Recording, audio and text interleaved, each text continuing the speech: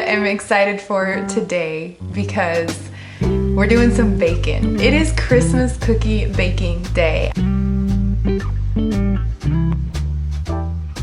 I haven't fully gotten ready yet, but I'm kind of neither here nor there because I started the day and then we needed to go to Costco, and then now I'm back and we are going to spend most of this vlog actually at my mom's house baking and decorating Christmas cookies. It's December 14th. Usually we do this after we're like out on winter break, the couple days leading up to Christmas, but things just worked out that it would be easier to do it now. She wants to deliver some of these cookies to people she works with, so, which I thought, well, maybe I will too. That could be fun. So it works out that way.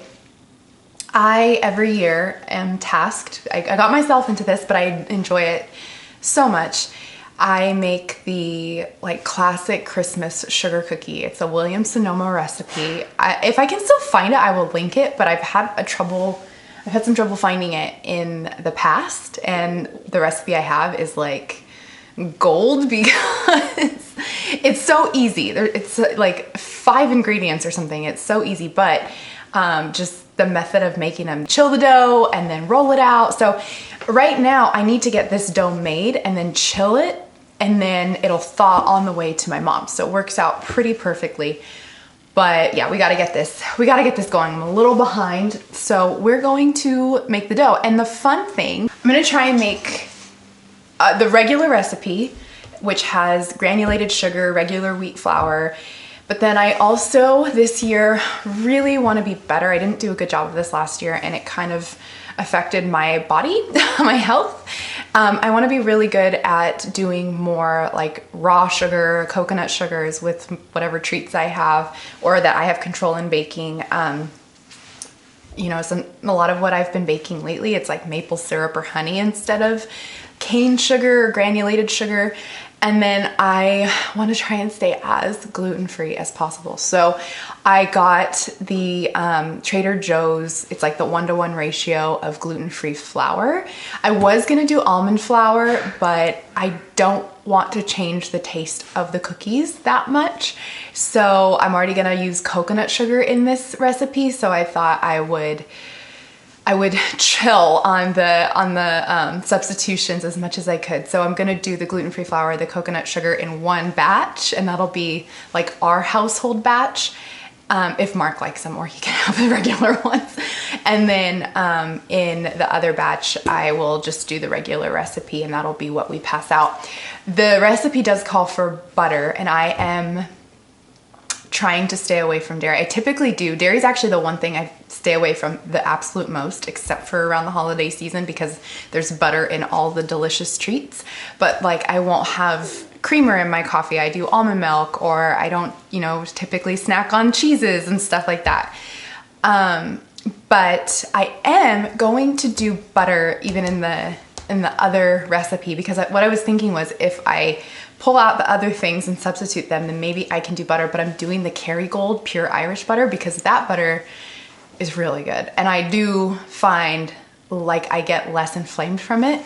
So we're gonna go with that. I didn't want to, like I said, substitute too much, and the flavor of the butter is just so good in these cookies. So, ooh, I'm hungry. Maybe I should eat first before I bake cookie dough. So that's what we're gonna do. We're gonna get this cookie dough made, and then do some things around the house before heading to my mom's later this afternoon for the official baking.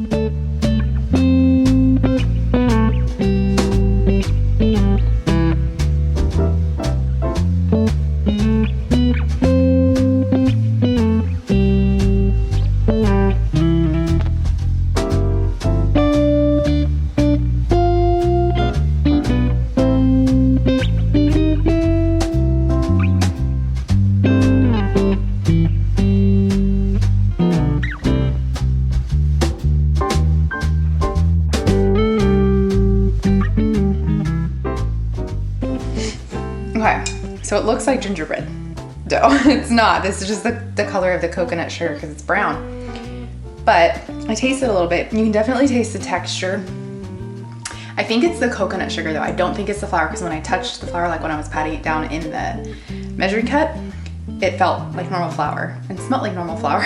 So I think it's the coconut sugar that's giving it an interesting texture, but the flavor's not bad. It's just different because I know it's coconut sugar. It doesn't taste coconutty though. Almost tastes like molasses, but it's not like gingerbready. It's interesting. Interesting. I think they're gonna be good. I hope that the process of chilling and like rolling out isn't too bad, but like the texture of the dough itself, like touching it, feels good.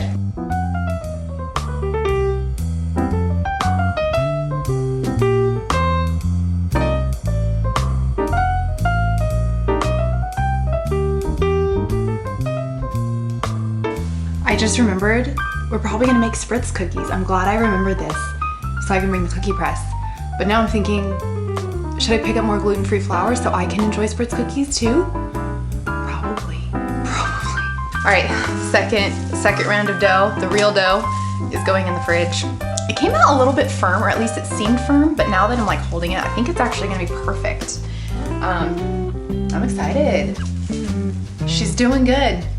I was thinking too, since this kind of feels a little bit early to be doing the Christmas cookie baking, and we'll still have a couple days, like the first part of next week before Christmas, maybe Mark and I can have our own cookie baking day again where we decorate, because we've done that in years past and it's really fun just the two of us to like get to decorate and then have them for Christmas Eve and Christmas Day with our families and stuff. So we'll probably be doing another round of Christmas baking, but this first little bit of it is just so fun. I'm watching Great British Baking Show and it's so perfect.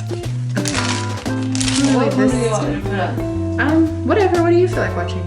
There's Elf, there's all the cheesy, Little kid ones. oh, there's those, but there's all the cheesy, which I'm not really a fan of, the Hallmark ones.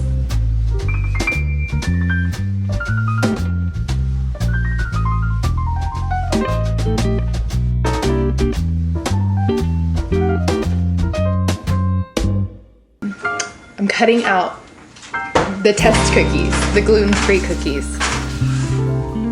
And I accidentally put regular flour to just like roll it out on, but I think it'll be okay.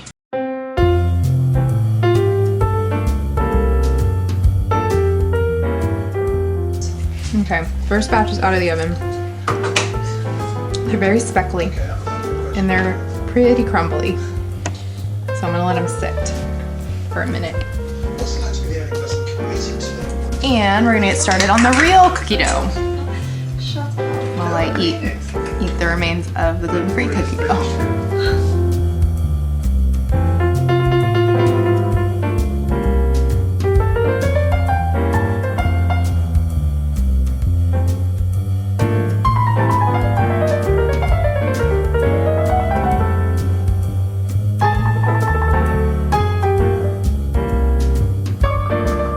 Said, if you change your mind, I'll be at a pub, blah, blah, blah. And she was in the airport and decided to go back. I'm explaining the holiday to my mom because we're halfway paying attention. It's time to make some frosting for the cookies. And this is like a, what kind of frosting is it? Well then shoot. Well no, I can make frosting and you can start decorating while I start the dough, I guess, for the pressing. You have sprinkles? Yeah. Anyways, the frosting, it's easy creamy frosting. This, pretty sure came from my friend Becca, so thank you, Becca. It's just powdered sugar, vanilla, salt, half and half, but I use almond milk to make it dairy-free. So I'm gonna do that, make the frosting, put some food coloring in it. I found food coloring at Sprouts that has no artificial dyes. So that's pretty cool. This would be really good to use. Yeah, so it has like turmeric, spirulina, beet powder. It's pretty cool. So we're gonna do that, and then we have sprinkles. These are Trader Joe's. These also have no artificial dyes. Full of vegetable oils though. What do you think? A couple times we have. If it was dry ingredients. Good.